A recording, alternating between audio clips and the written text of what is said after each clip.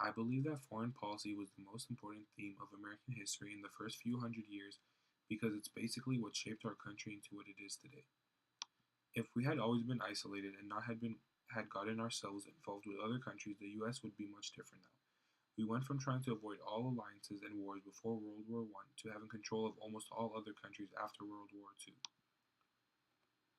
Foreign policy during the colonial period was very isolated. The Europeans were too busy transporting things into the US, such as horses, cattle, and hogs, and also taking things like turkeys, potatoes, tobacco, beans, and squash back to Europe. They hadn't been here long enough to worry about other countries, even Mexico, which was their neighbor. After the US was established, the foreign policy was very regional and not focused on the global outlook.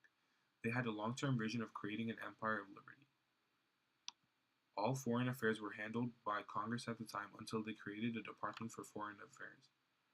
There was a military and financial alliance with France during 1778. Foreign policy during World War I was decided by Woodrow Wilson, who hadn't shown much interest before being elected. The US was very neutral during the war and allowed its private corporations and banks to sell or loan money to both sides of the war. There was almost no money going to Germany, though, due to the British blockade. The president denounced being neutral with Germany after the attack of the RMS Lusitania, which killed 128 people. Although Wilson tried to enforce his 14 points, during the Treaty of Versailles, the other countries wouldn't let Germany go without having to pay reparations.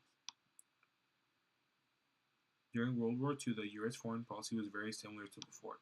They started out being neutral, but President Roosevelt tried to avoid the mistakes that he saw had happened before. The US didn't give out loans like they did in World War I, but instead they gave out military grants through something called Lend-Lease.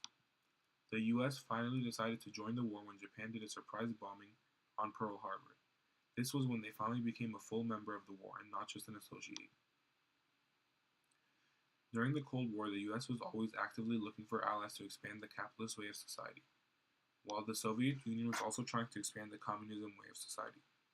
It would offer allies military and economic support as well as diplomatic support. Most countries went with either the West or the East, and some tried to become neutral, knowing that this could lead to a nuclear war. The US made a new strategy called containment to try and oppose the expansion of communism. So during the Cold War, you can say that the US was very active with their foreign policy. After the Cold War, the Soviet Union broke up, and the alliances all really broke down. The US started putting their focus on the Middle East, knowing there was oil there which the US needed. After September 11, 2001, the foreign policy shifted in the US from a more peaceful to a more aggressive approach. They wanted to combat what they saw as a growing trend of terrorists. Foreign policy was very important for many reasons. One of them being that when we started becoming more active and involving ourselves with other countries, it helped the economy more.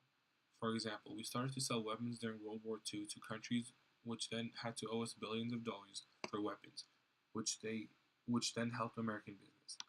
Also, when we were more active, we played a role like a police to the world, which gave us a lot of political power as well.